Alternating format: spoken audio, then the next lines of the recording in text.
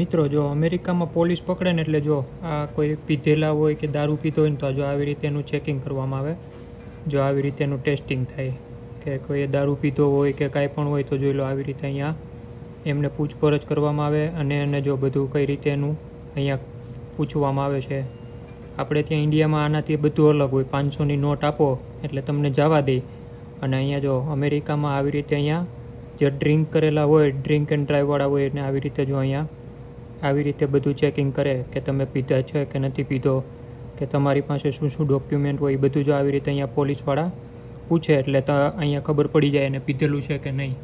જોઈ લો અહીંયા પોલીસવાળા હોય એટલે આવી રીતે અહીંયા બધી સેફટી રીતે બધું ચાલતું હોય છે. જો અહીંયા પોલીસની ગાડી છે